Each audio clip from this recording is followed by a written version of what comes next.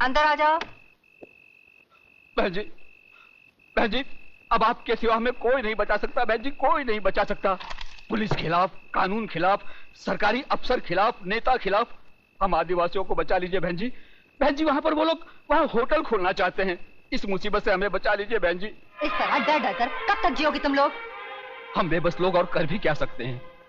Police और गुंडों की ताकत मिलकर बस्ती को उजाड़ देगी, और हम बगावत करें तो भी किसके सामने? ये है बगावत। कल इस आर्टिकल के छपते ही जितने खरीदे हुए नेता है ना, उनकी कुर्सियां हिल जाएंगी, और कल तक जो तुम्हारे भक्षक थे ना, वही तुम्हारी रक्षा के लिए तैनात हो जाएंगे। वाह वाह वाह वाह वाह, कलम वाली बाई वाह। अखबार के दम पर गरीबों के झोपड़े बचाने निकली है, वाह वाह। लेकिन वो जमाना गया जब अखबार को लोग तोप समझते थे। अब तो धंधा बन गया अखबार। पैसा कमाने के लिए कुछ भी उल्टी सीधी हेडलाइन छापते हैं ये लोग। बाला साहब की चेतावनी, अडवाणी अज्ञातवास में, इमाम की गिरफ्तारी। मजाक होगा ये तुम्हारा अखबार। और एक बात जानती हो, तुम्हारे अखबार पर सुबह बच्चे हकते हैं। ये तुम्हारी गलतफहमी है। अखबार में बहुत ताकत है, टक पलट देता है अखबार। सहमे हुए लोगों में ज्वाला भड़काकर क्रांति लाता है ये अखबार। अरे 47 से कौन सा तख्त पलटा? जो लोग गीता, रामायण, कुरान पढ़कर नहीं जागे, वो तुम्हारा अखबार पढ़कर कौन सी क्रांति लाएंगे? सोने दो इनको, बरसों से सोने की आदत पड़ी है उनको। सोने दो, सोने दो। बहुत बड़ी बड़ी बातें करता है तो सामने आ, उन बेबसों का हाथ थाम, जगाओ ने। अरे जगाया तो जिंदा लोगों को जाता है, मुर्दों को नहीं। यहाँ है कौन जिंदा? ना इश्क में हो जनरेशन गैप, हम मिलके करेंगे आज।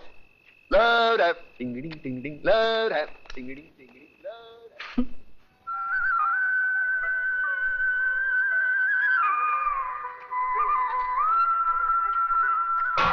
नेहा बहन, मेरे पति को फैक्ट्री जाना है, मुझे जल्दी पानी भरने दो। अच्छा भर लो।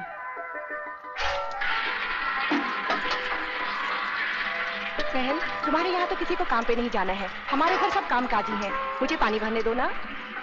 ठीक है।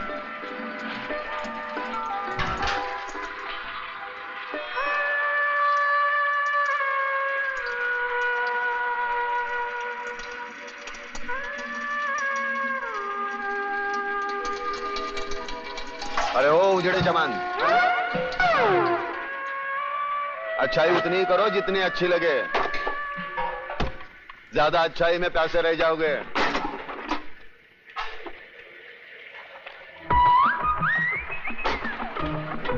अरे वो कल्याण जी भाई छूटे आ गोला बजाओ छो। अरे एक बीड़ी तो पी उड़ाते जाओ। अरे मेरे पास एक बीड़ी है यार, वो भी बाजू वाला हुसैन भाई से मांग के ली है। इतने बचाए दे। अरे वही दे देना। अरे ये तेरे को दे दूंगा तो मेरे को उधर वादे हो जाएंगे ना, समझ तो क्या? बस समझी गए समझी गए। भिखारी कहीं का बीड़ी भी मांग के पीता है, एक बंडल नहीं खरीद सकता। अरे अरे बाजू समझो तो मेरे को बहुत चोट की लगी है। अरे मेरा डिब्बा लेके चला गया, अरे मेरा काम खराब हो जाएगा। माँ मुझे भूख लगी है, चलना माँ। अभी चलती हूँ, पानी भर लूं। गुड मॉर्निंग कलमाली भाई। स्टूपिड, खाना बकना। कैसी हो नेहा बहन? ठीक हूँ, पहले आप ले लीजिए। ये भी गया।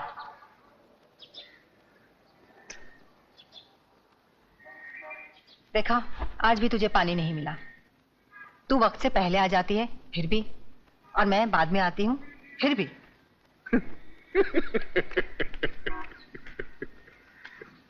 देखा उजड़े जवान? हाँ। इसीलिए तो कहता हूँ वक्त के साथ चलो। वक्त के आगे चलने वाले भी पैसे, पीछे चलने वाले भी पैसे। अपना देख कैसा टाइम पे है साहब। माँ चलना माँ, भूख लगी है, खाना देना। चलती हूँ। देखा देखा उजड़े जवान, हमारे देश का भविष्य भूखा भी और नंगा भी। यहाँ सुबह लोग उठकर खाने को रोटी मांगते हैं, पढ़ने को अखबार नहीं। तू इतना समझदार है। अरे जो बातें तू मुझे सुनाता है वो जाकर लोगों को क्यों नहीं समझाता? मैं समझदार हूँ या अखबार में भी आ गया क्या? अरे जो मुंह में आता है वो बक देता हूँ। अरे मगर प्रताप, तू जो भी बकता है ना, उसमें सच्चाई होती है। अरे कहीं ना कहीं छुपी हुई आग होती है। हंसता क्या है? अगर यही बातें तू लोगों को जाकर समझाएगा तो मुझे अखबार में लिखने की जरूरत क्या है? तू कहता है ना कि गरीब अखबार नहीं पढ़ते, मगर तेरी आवाज तो सुन सकते हैं। सुन लो आवाज। अब रामवाणी शुरू होगी। खुदिया कमीनियत हरामजादी, पानी भरने गई थी आंख में टक्का करने। हाँ बोल, आखिर तुझे पानी क्यों नहीं मिलता? सबको पानी मिलता है, तुझे नहीं मिलता। चल हट। अब बर्तन कैसे धोएगी? कपड़े कैसे? बचा लो मेरी माँ को, बचा लो मेरी माँ को। तो वरना बुआ उसे मार डालेगी। देख छोटू, आदमी एक बार किसी की मदद का मोहताज बन जाता है ना, जिंदगी भर इसी तरह गिड़गिड़ाता रहता है। तेरी माँ है, खुद बचा ले। मैं तो इतना छोटा हूँ, मैं क्या कर सकता हूँ? क्या कर सकता हूँ मतलब? रास्ते पर बिजली के बल्ब तोड़े हैं कि नहीं? हाँ तोड़े हैं। तो फिर सोचता क्या है? वहाँ से एक पत्थर उठा और उस चुड़ैल के सर को बिजली का बल्ब समझकर तोड़ दे। हमेशा के लिए झंझट खत्म। चल भाग।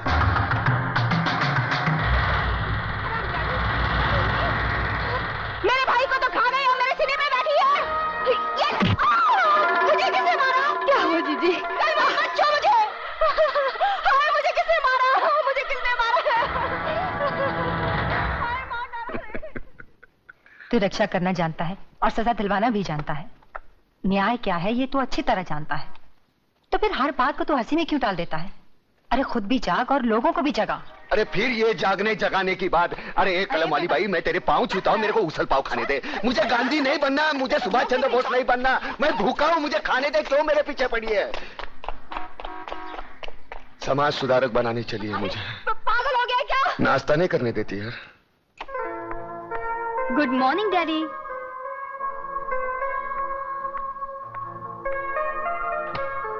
Good morning daddy.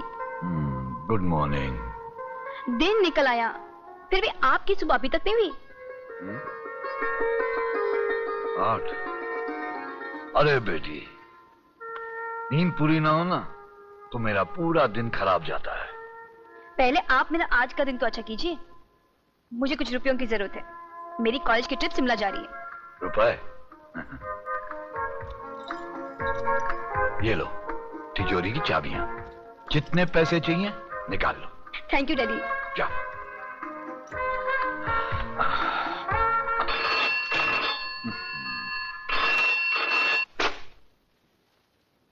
हेलो। नींद से जागो योगराज, और आज का अखबार पढ़ो।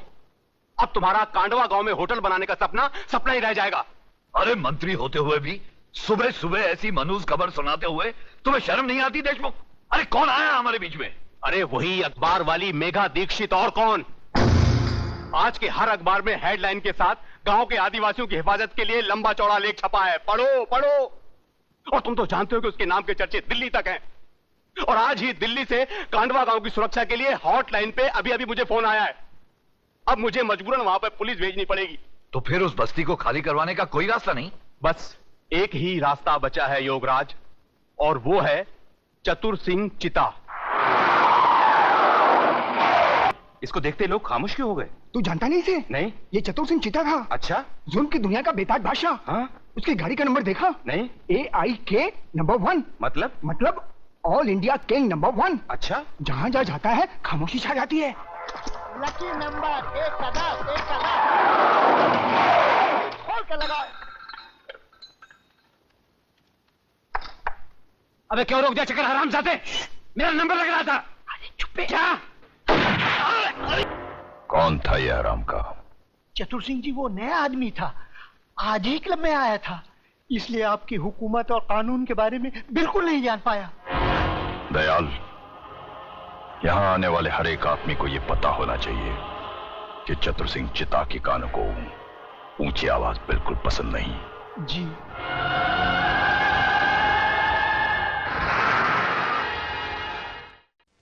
मगर चंद्रसेन, तुम्हें यकीन है कि चतुर सिंह हमारे मामले को हल कर देगा? अरे हल का क्या? अरे हल का क्या बात करता है योगराज? जरा सोचने का बात है। बैठो बैठो। अरे आजकल हम जैसा नेता भगवान का कम चतुर सिंह का चौखट ज्यादा चुनता है। अरे हमारा गॉडफादर है। चंद्र सिंह 16 आने सच कह रहा है योगराज। चतुर सिंह की हाँ नामे हमारी मिनिस्ट्री उलट पलट जाती है। देशमुख, और किसको उल्टाना पलटाना है? अरे नमस्कार दादा। नमस्कार, बैठो बैठो। क्या बात है भाई? आज सुबह सुबह दोनों पार्टी के नेता हमारे घर में।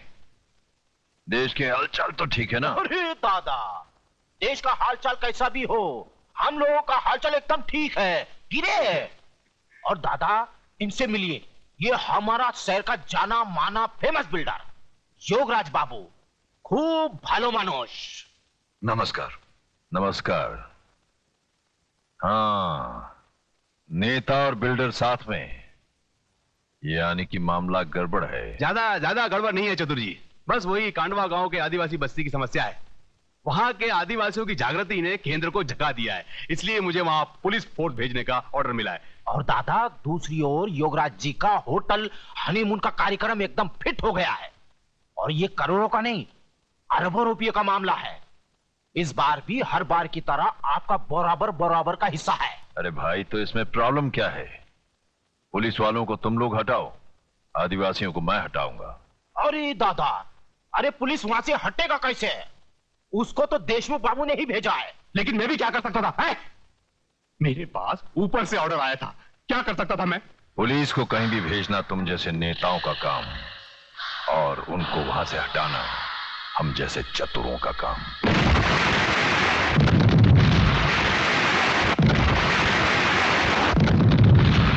क्या क्या कहा? अरे शहर में इतना बड़ा हादसा हो गया है और आपको कांडवा गांव की पड़ी है? कैसे कमिश्नर हैं आप?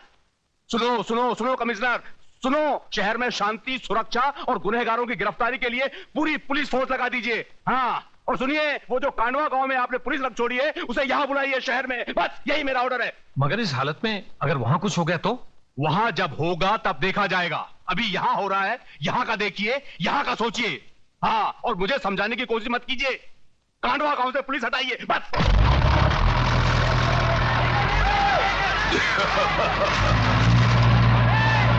रुक जाओ! इस बस्ती पर बुलडोजर चलाने से पहले तुम्हें मेरी लाश पर से गुजरना होगा। मेघा जी, हमें बचा लीजिए। ये देखिए, ये लोग गोलियों से डराकर हमें बेघर कर रहे हैं, हमारी बस्ती उजाड़ रहे हैं। हमें बचा लीजिए मेघा जी, हमें बचा लीजिए। अरे तुम सब कहाँ रहो? 10-15 गुंडों का मुकाबला तुम पूरा गांव मिलकर नहीं कर सकते। अबे ओ सामना करने वाली, एक दूंगा ना तो बोलती हुई जुबान बाहर निकल जाएगी। तू है कौन हमारे बीच में आने वाली? और क्या ये वही अखबार वाली है? हाँ, मैं वही अखबार वाली हूँ। अरे ये भाड़े के टट्टू, तुम्हारी धमकी वमकी यहाँ नहीं चलेगी। चलो बाहर निकलो यहाँ से।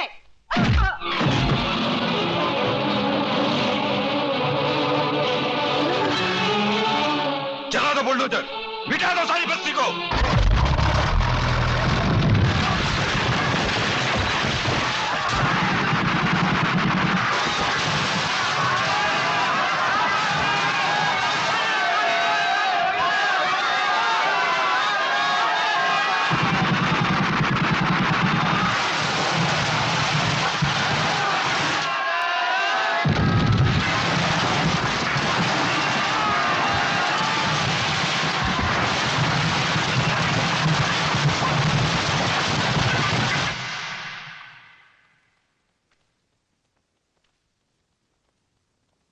नमस्ते। नमस्ते, आइए। देख ली ना कलम की ताकत। प्रेस वाले उल्टा सीधा लिखते तो उनकी भी आजकल पिटाई होती है। लगता है तुम्हारे लिखने से गलत लोग जाग गए हैं। क्या मिला? म्यूनिसिपालिटी के अस्पताल की ये खटिया, यहां डॉक्टर नहीं खटमल खून की जांच करते हैं। आंदोलन करो तो ये हालत, भूख हड़ताल करो तो पुलिस मुंह खोलकर अंदर मौसमी का रस डाल देती है। जाने दो ना, काय को एक साफ सुथरी नौकरी करो। टाइपिंग आती है? तू मुझे देखने आया या ताना देने? नहीं, ताने नहीं, बताने आया हूं। मतलब क्या है कि वो तू वहां गई थी ना, वो आदिवासी की कांडवा में गई थी ना, वहां वो जगह, वो वहां मैदान हो गया, पूरा मैदान। बच्चे वहां गिल्ली डंडा खेलते हैं। कुछ दिनों के बाद वहां रिसोर्ट बनेगा, बड़ा होटल, विदेशी लोग आएंगे भारतीय संस्कृति का अभ्यास करने। फिर हमारी आदिवासियों की नंगी फोटो खींचेंगे, लेके जाएंगे, दिखाएंगे, डार्लिंग ये है इंडिया। Bad taste. तू कहना क्या चाहता है? नहीं, कहना क्या है। अरे अतुल, तू बैठ, घर की बात है। बैठ। एक्चुअली द प्रॉब्लम इज क्या? मतलब एक्चुअली द प्रॉब्लम इज अरे क्या एक्चुअली, सीधे हिंदी में बात करना। बात यह है कि शिमला में बर्फ गिरेगी तो ये आत्महत्या करेगा। शिमला में बर्फ पड़ेगी तो ये आत्महत्या करेगा? हाँ, वो ममता का ही है ना, वहां बर्फ गिरेगी तो उसको सर्दी होगी, उसको सर्दी होगी तो ये दुखी होगा तो आत्महत्या करेगा। ये जाना चाहता है वहां। भाड़े का वो थोड़ा, भाड़े का पैसा, भाड़ा, गाड़ी भाड़ा चाहिए? भाड़ा मतलब उधार चाहिए? नहीं, उधार नहीं, तो fruits 30 rupees. Thank you, how sweet. इसकी क्या जरूरत है? नहीं, ये तो मेरा फर्ज है, 30 रुपीज दिए है ना। क्या है 30 रुपए? क्या है कि भाड़ा नहीं देना ये कायदे से गुनाह है। पिछले 3 साल से आपने भाड़ा नहीं दिया, मैंने सोचा कि मैं जाके ये कायदा सिखाने आया है मुझे। नहीं, मेरी हालत में मुझसे भाड़ा वसूल करने आया है। ऐसी क्या बात कर रही हैं आप? निकल जाए यहाँ से, निकल जाए यहाँ से। मैंने कहा था ना कुछ नहीं होगा। फोकट में 30 रुपए भी गए। अरे यार कमाल की लड़की है, फूल की जगह फल फेंकती है। अब मेरे शिमला जाने का क्या होगा यार? Doctor Vishwanath? Yes doctor Vishwanath. हाँ क्या बात है? डॉक्टर विश्वनाथ, अभिनव केमिस्ट के वहाँ आप यहाँ की दवाइयाँ और इंजेक्शन चोरी से बेचने आते हैं ना? ए चुपे।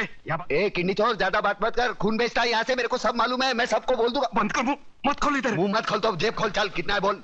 अरे 500 रुपए है। साला इतना कमाता है और 500 रखता है। चल हट हट। बाहर मत बोलना रे। साला तेरे जैसे गंदे आदमी से कभी पैसा नहीं लेता, मजबूरी है इसलिए। 500। अरे इससे क्या होगा यार? अरे पूरा चक्कर घुमाऊंगा। चल लकी नंबर लगाओ, 1 का 10, 1 का 10, दिल खोल कर लगाओ, 1 का 10, 1 का 10।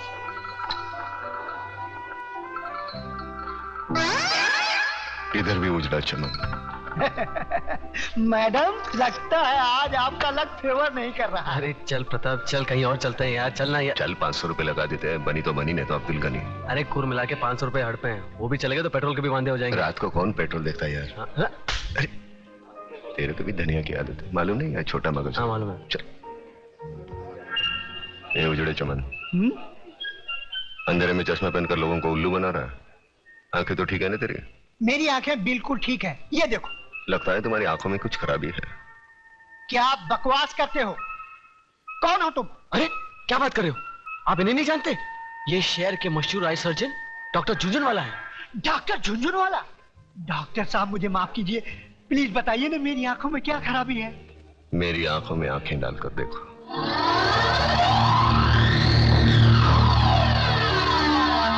अब तुम वही करोगे जो मैं कहूंगा।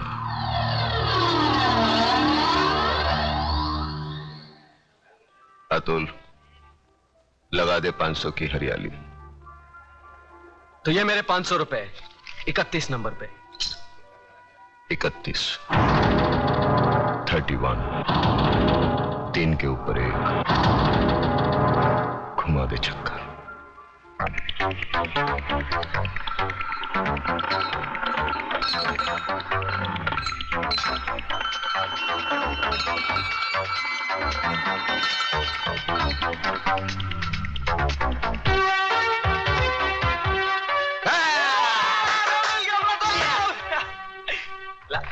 ये आपके 5000। उजड़े चमन 5000 के कितने होते हैं? 50,000। अतुल हाँ, तो घुमा दो चक्कर 5000 का 33 नंबर पर।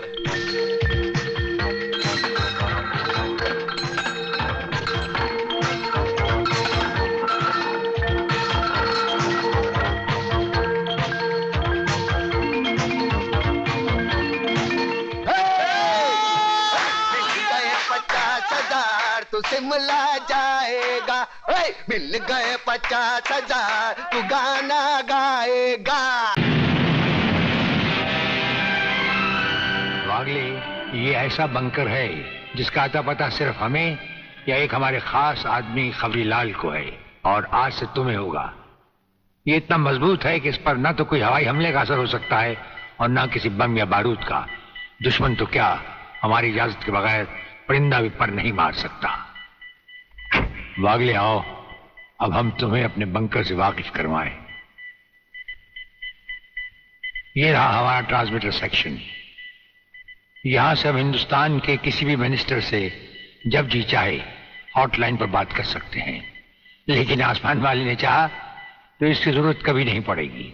हम अकेले ही तुम्हारे साथ वागले सब कुछ संभाल लेंगे। और वो देखो, वो एक कमरा जिसमें सब हथियार रखे हुए हैं, और उस कोने में रहा हमारा अस्पताल। यहां हर लाए दुश्मन का सीटी स्कैन करके उसकी अंदरूनी बीमारियों को बाहर निकाला जाता है। मुझे छोड़ दीजिए ब्रिगेडियर साहब, मैं सच कहता हूं, मैं प्रलयनाथ के बारे में कुछ नहीं जानता। मुझे छोड़ दीजिए ब्रिगेडियर साहब। और छोड़ तो तुम्हें जरूर देंगे, लेकिन तुम मोटे बहुत हो, थोड़ी चर्बी कम होने के बाद। ये अस्पताल मेरे हवाले कर दीजिए सर। चर्बी कम करने के बहुत से तरीके मुझे मालूम है। हाँ, गुड वागले।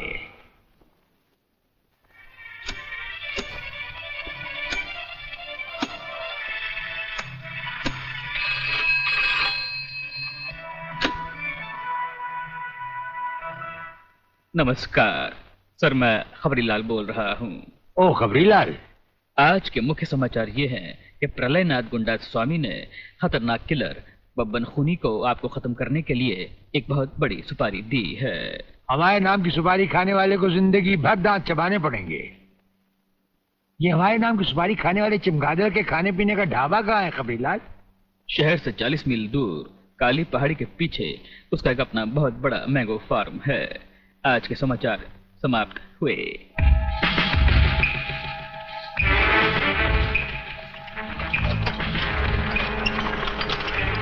शोबे गंगवा, ये माल जो तू आसाम और यूपी भेज रहा है तगड़ा है ना? तगड़ा क्या सरकार, ये नंबर 1 फसल है, नंबर 1। अरे 25 मीटर दूरी पर जाती हुई गाड़ी को ये ऐसे उड़ाता है।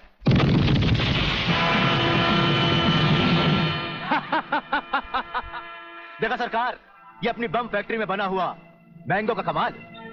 यूपी और असम में आतंक फैलाने के लिए ये माल तो ठीक है, पर मुझे वो माल बता जो ब्रिगेडियर सूर्यदेव सिंह को उसकी गाड़ी के साथ जलाकर उसे राख कर दे।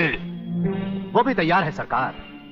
ये देखिए छोटा सा हापुस जो 50 मीटर की दूरी पर जमीन पर गिरते ही ऐसा फटता है कि मरने वाले की हड्डियों का सुरमा बन जाता है। ये देखिए।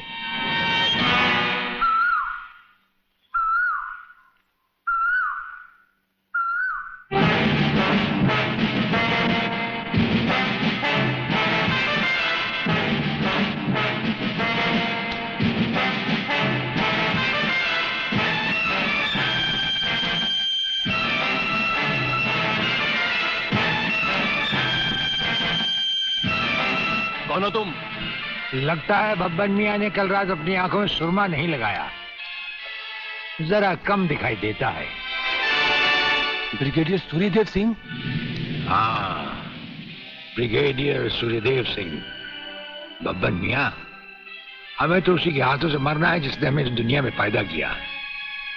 तुम सब अपने आप को हमारे हवाले कर दो, वरना तुम्हारा बनाया हुआ आमों का बागीचा तुम सबका अपने हाथों से बनाया हुआ कब्रिस्तान बन जाएगा। तो आओ आगे और पकड़ लो मुझे, मगर इतना याद रखना कि जहां तुम खड़े हो उस पेड़ से लेकर मैंने अपने चारों तरफ माइंस बिछा रखी हैं।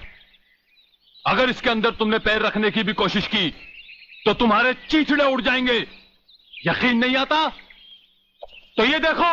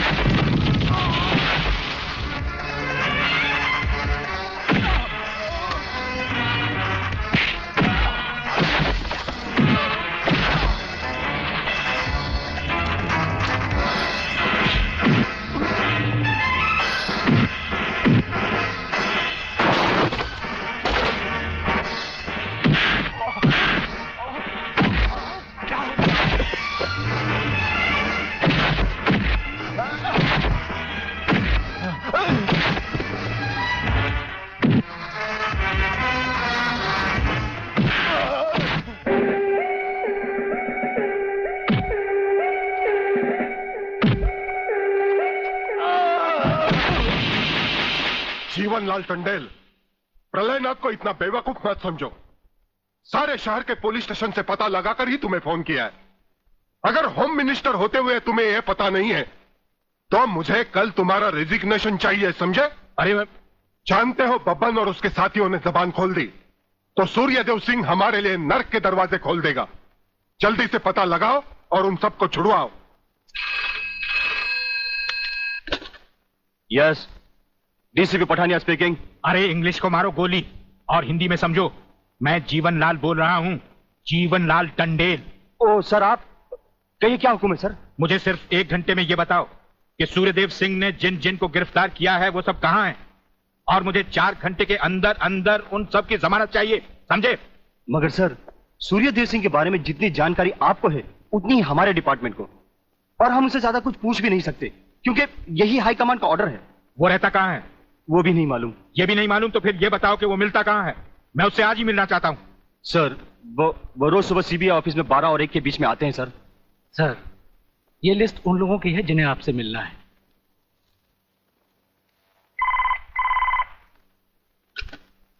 सर, मंत्री जी आपसे मिलना चाहते हैं। टंडेल का नाम है क्या इसमें? जी नहीं सर।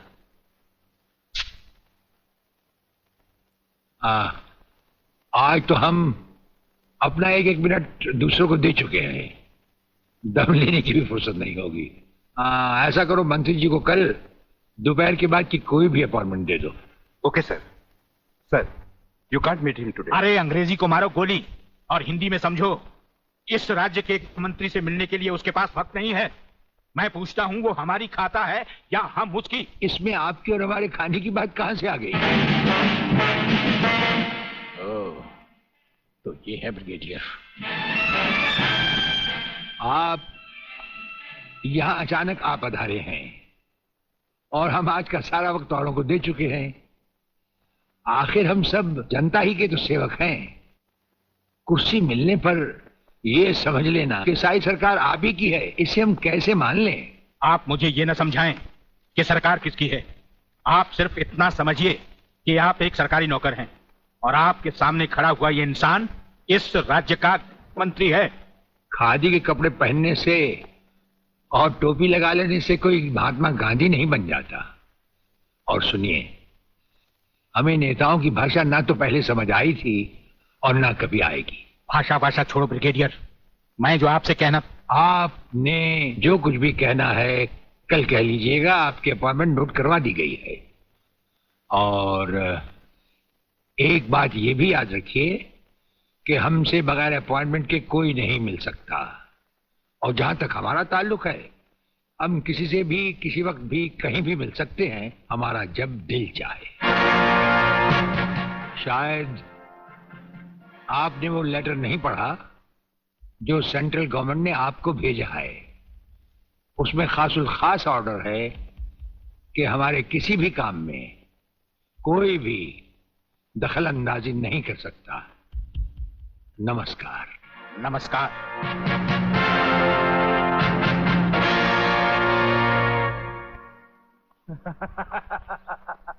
Really? ओए, हाँ, गुड मॉर्निंग अंकल। अरे अंग्रेजी को मारो गोली और हिंदी में बात समझो। हिंदी में तुम ये बताओ, तुम्हारे पिता कहाँ हैं? पिताजी, अंकल तो ऊपर बैठे हुए हैं, आप ही का इंतजार कर रहे हैं। राधा, तुम्हारे पिताजी बड़े उखड़े हुए लगते हैं। लगता है there is something wrong in the ministry। अरे रॉन्ग हो या राइट, यही समझना होता तो मैं भी तुम्हारी तरह खादी के कपड़े पहन लेता। अरे सरकारी लेटर से मुझे क्या लेना देना? देखो, तुम अभी से इतने ढीले पड़ जाओगे तो पूरी सरकार को भारतवर्ष से कैसे खत्म करोगे? वो सिर्फ एक मिलिट्री ऑफिसर है और हमें पूरी मिलिट्री फोर्स के साथ लड़ना है। भूल जाओ सारी बातें और फाड़ दो वो लेटर। देखो, उसका ट्रांसफर ना हो तो ना सही, उसकी बातें हमें पता न चले तो न सही, लेकिन उसकी मौत का बंदोबस्त तो मैं कर सकता हूं। प्रलयनाथ, वो मर गया तो ये नेता भी कुर्सी समेत जल गया, समझो। वो मरेगा भी और तुम कुर्सी के साथ जियोगे भी। अब किसकी बारी है जनरल साहब? ब्रिगेडियर सूर्यदेव सिंह की। मारे जाने वाले पुलिस के उन शहीदों की याद में ये ज्योत बनाई गई है जिन्होंने कानून की रक्षा करते हुए अपने प्राणों की आहुति दी। आज के इस समारोह के मुख्य अतिथि माननीय मंत्री श्री जीवनलाल टंडेल हैं।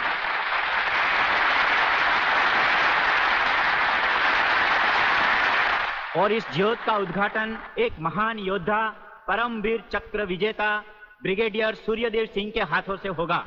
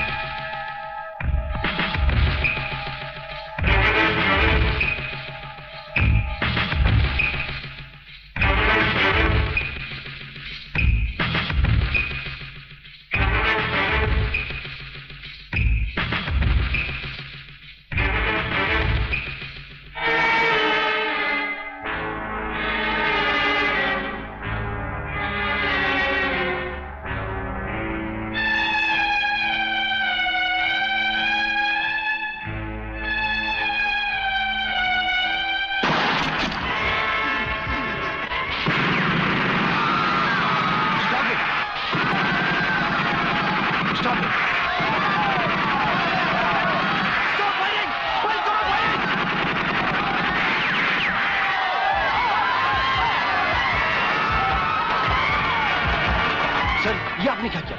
फायरिंग का ऑर्डर क्यों दिया सर? आपकी एक गलती से कितनी जाने गई, इसका जवाब कौन देगा ब्रिगेडियर साहब? मिस्टर तिवारी, इसका जवाब अब ब्रिगेडियर को ही देना होगा, और वो भी अदालत में।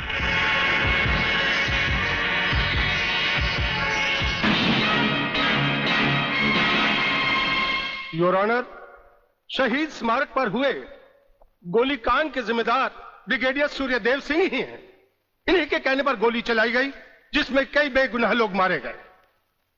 अब मैं अदालत के सामने कुछ ऐसे गवाह पेश करूंगा जो इस हादसे को साबित कर देंगे। सबसे पहले मेरे गवाह हैं municipal councillor mister M.K. Tiwari.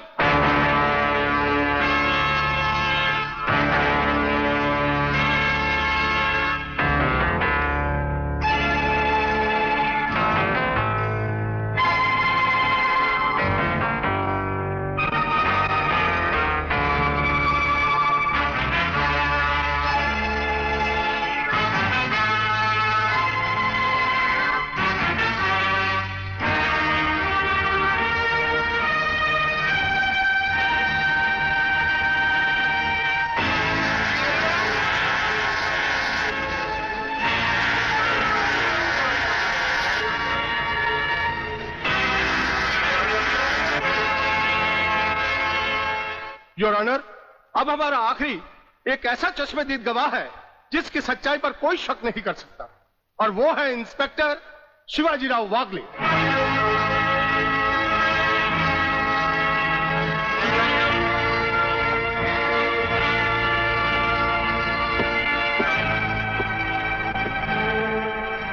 मैं गीता पर हाथ रखकर कसम खाता हूं, जो भी कहूंगा सच कहूंगा, सच के अलावा कुछ नहीं कहूंगा।